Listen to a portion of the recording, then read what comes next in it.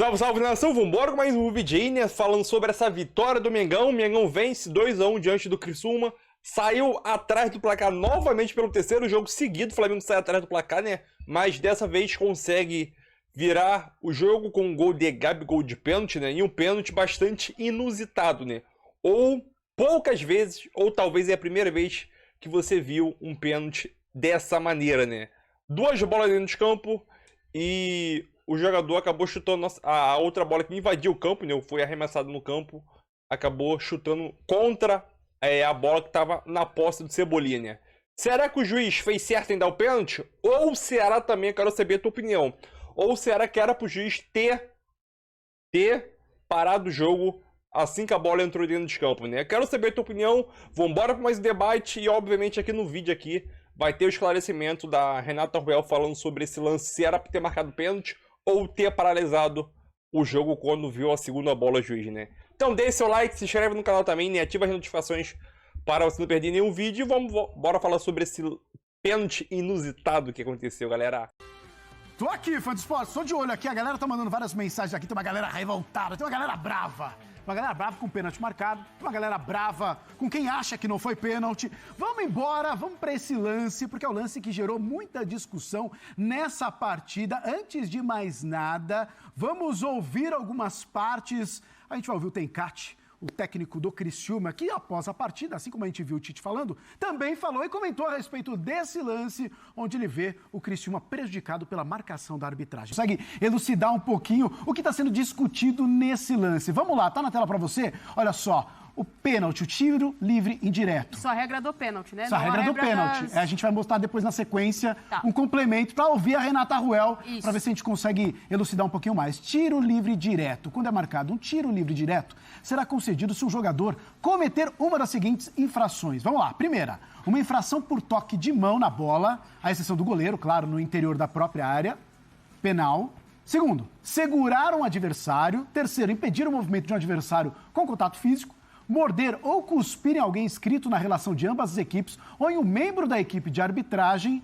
E aí, ó, tem o ponto, hein? Arremessar um objeto na direção da bola de um adversário ou de um membro da equipe de arbitragem ou tocar na bola com um objeto.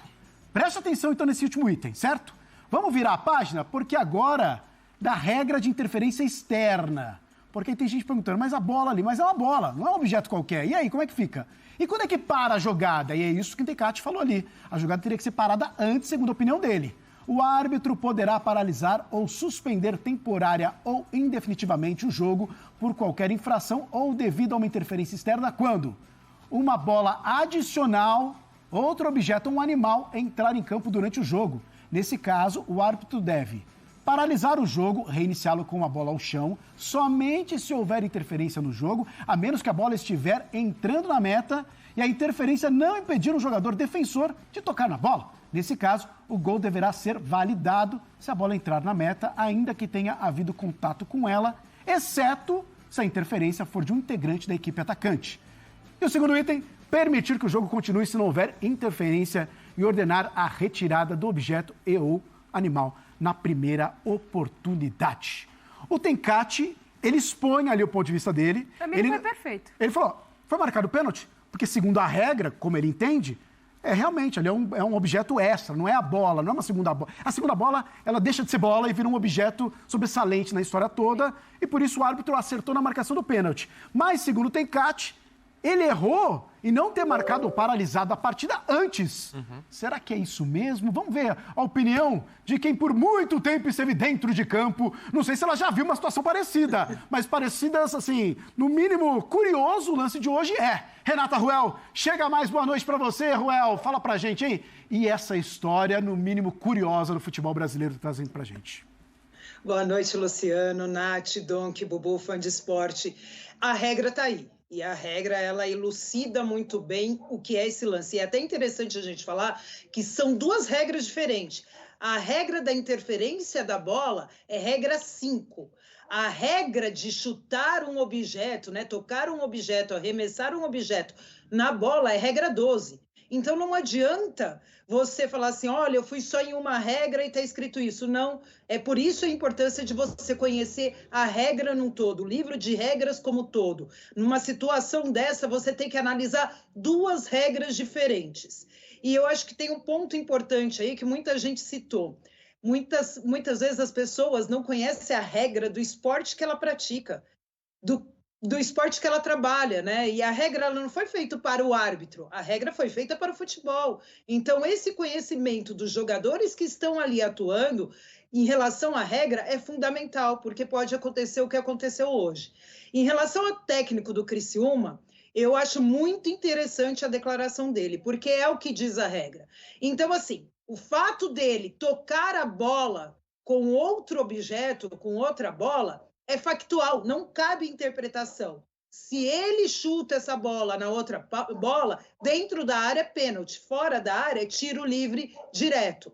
A questão é a regra 5, a interferência de um objeto extra no campo de jogo. E é aí que eu vou até pedir a opinião de vocês, porque é onde a gente pode debater. Essa bola extra, ela interfere no jogo antes da ação do defensor ou ela interfere no jogo com a ação do defensor chutando essa bola na outra? Eu acho que esse é o ponto principal e aí a gente tem que falar, cabe interpretação e até por isso eu quero escutar a opinião de vocês. Então vamos embora, porque eu acho que é isso, né? Porque quando o Tencati cita que o árbitro vê a bola o tempo todo, a segunda bola o tempo todo, e realmente ele está de frente para essa bola. Mas até o quanto ele acha que ela não está interferindo na jogada? A pergunta seria, em qualquer outro lugar do campo, ele marcaria, ele pararia o jogo e tiraria a segunda bola de campo? Então, a gente tem que tentar entender isso. Era uma fase ofensiva, a bola está diretamente ligada à fase do jogo. Acho que o Tencati, quando ele fala isso, é que me chama atenção. E o árbitro, já olhando a bola, ele interpreta que aquilo não é para ser parado.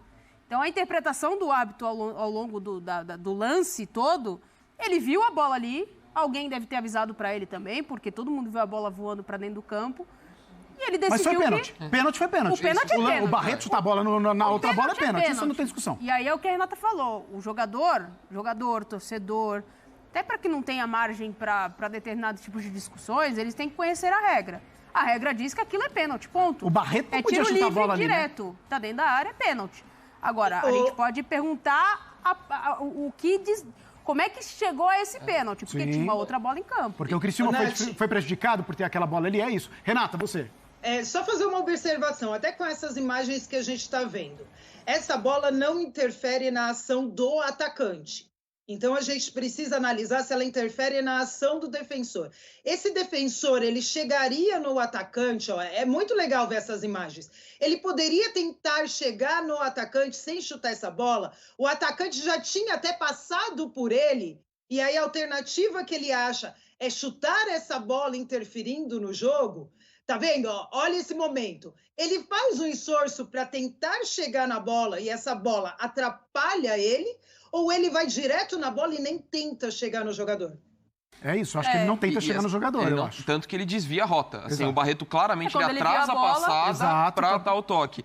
E de verdade, até a pergunta da Renata é muito interessante. Eu tenho dúvida realmente em relação a isso, porque interferência, para mim, não influenciou em nada no lance. Assim, nenhum jogador do Criciúma deixou de ter uma ação porque a bola influenciou. Mas a bola estar próximo da zona onde tudo aconteceu, isso já caracteriza interferência? Essa é a minha dúvida. O que a regra prevê em relação ao conceito de interferência? Se só o fato dela estar próxima à zona onde está tendo ação ali do jogo, ou ela precisaria atrapalhar, por exemplo, o Barreto pisar e tropeçar. Ela está no caminho do Barreto. Ela está no caminho do Barreto. Mas para mim, ela interfere. Para mim, o Barreto, ele corrige a passada para... Para o Barreto alcançar a Cebolinha, a bola está na frente dele. Eu não tenho tanta certeza. Para mim, tem interferência. Na minha opinião, tem interferência ali. Além do que, o fato da bola já estar na área, né, do Criciúma, o Flamengo em busca do gol, né, o jogo se concentrando naquela área. Para mim, o árbitro deveria ter parado o lance antes E o Barreto foi, assim, para mim, prejudicado. Houve interferência. Mesmo porque tem um segundo zagueiro que chega para fazer a cobertura, para fechar ali o Cebolinha. A gente não sabe como seria o final dessa jogada, mas o zagueiro chega para fazer a cobertura do Barreto e, dependendo do que acontecesse, o Barreto poderia dobrar essa marcação, poderia chegar numa segunda parada. Eu acho que o ponto principal é isso. Uma regra, ela é regra e não cabe interpretação, que é o pênalti. Sim. Ponto. A outra Foi pênalti, é isso. A outra é interpretativa. E o hábito do jogo decidiu que aquilo não era interferência. Mas o Bubu já entendeu o que é interferência, o Dom que já questiona se é ou não. Eu já também questiono porque está na área do que tudo que está acontecendo. Então, às vezes, no lance ali muito rápido, o cara vai decidir, ele vê uma outra bola e é meio que instintivo. O Tencati falou isso. Na hora ali no jogo é tão rápido as coisas acontecendo, o Barreto viu a bola e, claro, talvez não tenha o conhecimento da regra a fundo e tenha chutado a bola na outra bola, o que ocasionou o pênalti, mas na hora tudo tão rápido não dá nem para crucificar o Barreto, o que o Tencati falou, não dá para crucificar ele naquele momento, né? Mas errou e cometeu o pênalti. Eu acho que o Tencati foi bem em tirar isso do foco em relação ao Barreto, até falando isso, não dá para... Mas, desculpa, para mim é um erro inaceitável. Assim, a gente pode questionar... Tem que saber a regra, né? A gente pode questionar se de fato teve interferência. Independentemente disso, o Barreto não pode fazer o que ele fez. Assim, eu não acho que é uma coisa que ele... Tudo bem, é fácil para eu falar aqui, sentado e tudo mais, mas ele tinha noção do que ele estava fazendo e do risco que ele colocaria o time dele. Então, assim, você pode discordar da penalidade e falar que deveria ter sido parado o jogo antes. Mas eu não consigo não falar que houve um erro sério do Barreto no lance. E ele que fez uma grande partida até ali. Estava fazendo um baita jogo, mas eu entendo o Tencati tirar isso da coletiva. Acho que até como técnico, como gestor, ele tá certo. Mas o Barreto, para mim, errou feio. Eu nunca tinha visto algo parecido, Renata. Eu acho interessante que é assim, nós temos até um lance do Atlético Mineiro com Cruzeiro, eu não lembro que ano foi isso, o Robinho jogava pelo Atlético, só que foi uma situação fora da área.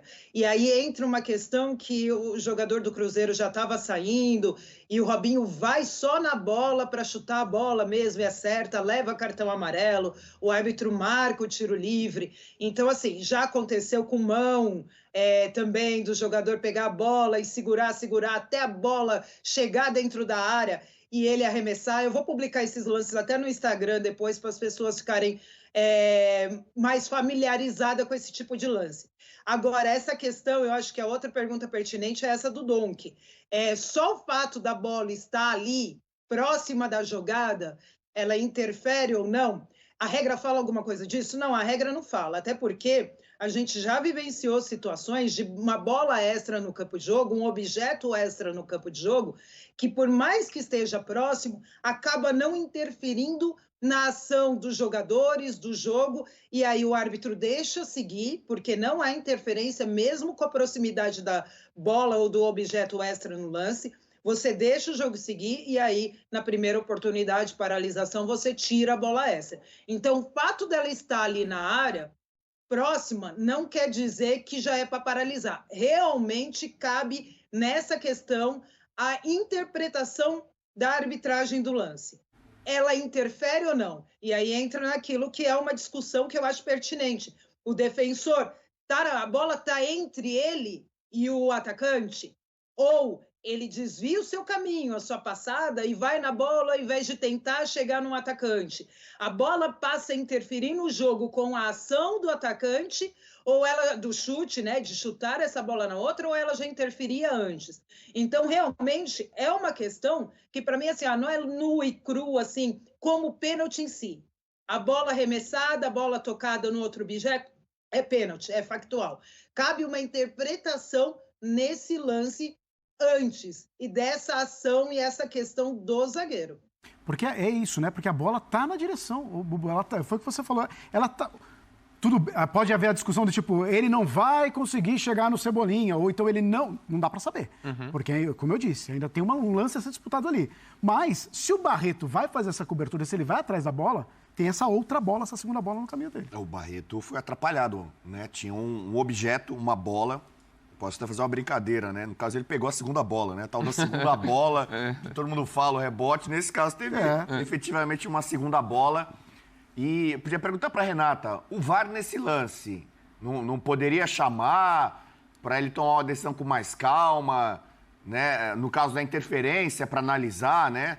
Tem o lance factual, não tem o que fazer, mas na interferência, o VAR não poderia chamar também?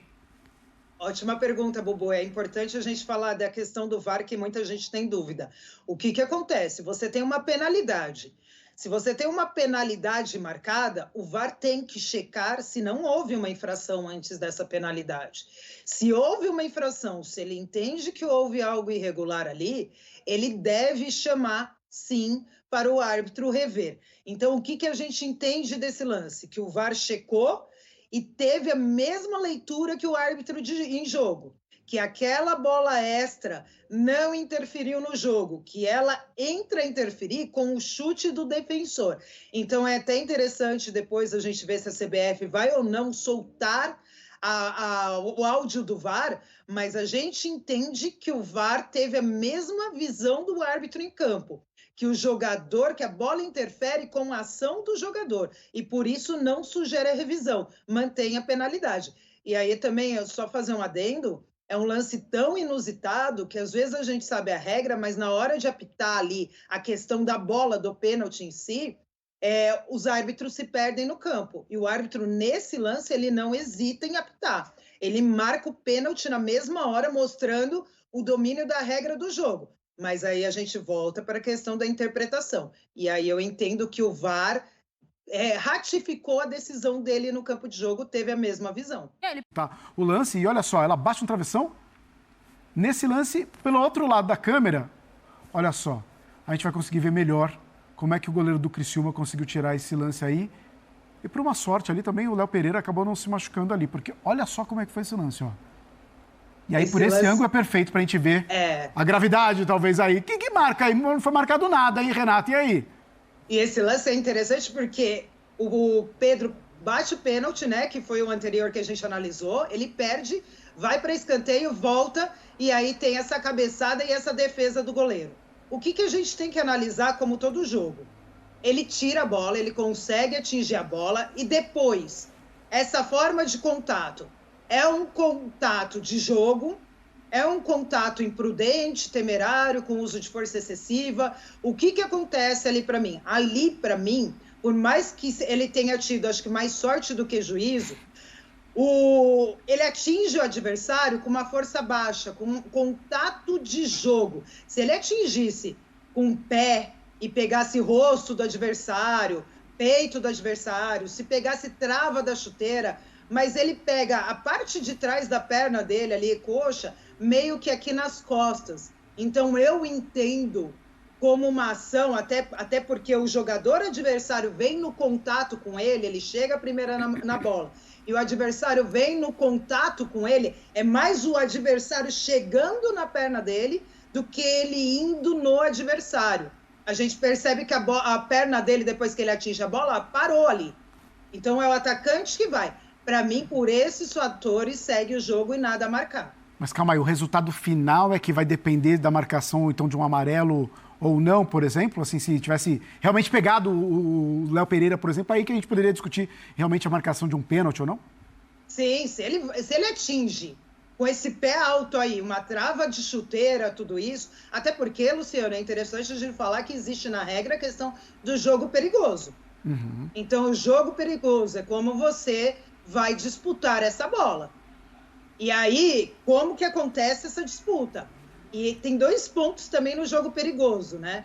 Se você tem um jogo perigoso e não tem contato físico, é tiro livre indireto. Se você comete um jogo perigoso e tem contato físico, é tiro livre direto. Hoje a gente está falando o texto da regra aqui, basicamente, em várias situações. Então, se você entender que isso é um jogo perigoso, e aí teve contato físico, é pênalti.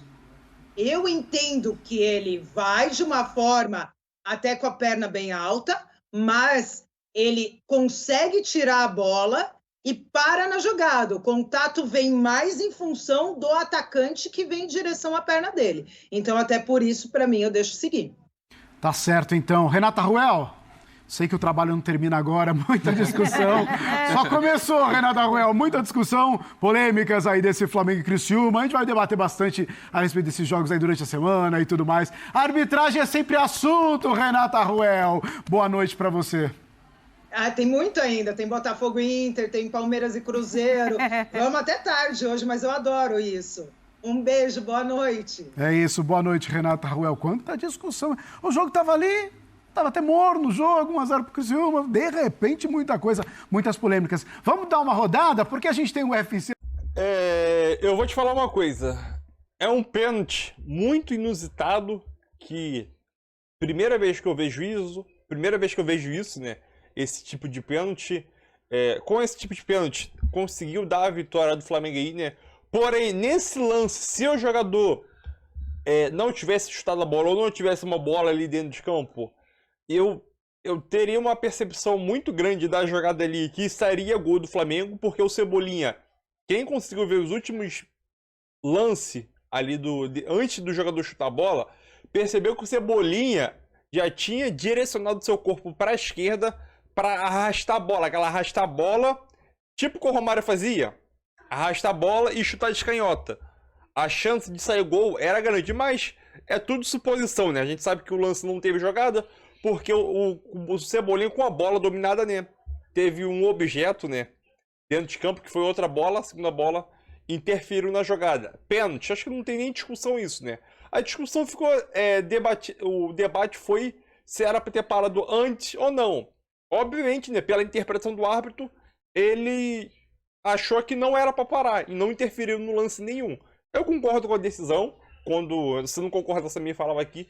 Eu concordo com a decisão, mas o importante é que o Flamengo venceu, o Gabigol marcou, entendeu? Comemorou bastante aí, fez o quarto gol dele no ano. Quarto gol do Gabigol no ano. A gente já tá no segundo semestre, o Gabigol só fez 4 gols no ano. Ah, reserva, mas de vez em quando ele entra, né? Mas é aquilo, venceu, chegou a 34 pontos. Agora é só esperar o jogo do Botafogo e Palmeiras para ver se o Flamengo fica na segunda colocação ou não, né? Mas importante foi a vitória. O desempenho foi uma nota 5, 5,5 ali, pode melhorar muito. E é aquilo, novamente o Flamengo tem que se preocupar. Novamente o Flamengo inicia o jogo pela terceira vez seguida e sai perdendo, principalmente no primeiro tempo, né? E isso faz com que os jogadores se cansam mais. A questão anímica do jogador vai lá em cima para sempre correr mais para buscar o resultado. Uma coisa que não acontecia e vem acontecendo já uma situação rotineira, né? Terceiro jogo seguido, né? O Flamengo saiu atrás do placar aqui, querendo ou não, acaba complicando, né? Mas uma vitória importante agora é pensar nos próximos jogos aí, que o Flamengo precisa sim buscar essa liderança e brigando pelo título, porque esse mês de agosto agora vai ser uma maratona intensa, insana, só de jogos importantes que o Mengão vai fazer, né? Contra o Palmeiras, São Paulo, Botafogo e Bolívar aí, né? Então, mas é isso aí, tamo junto, desse like aí, tamo junto.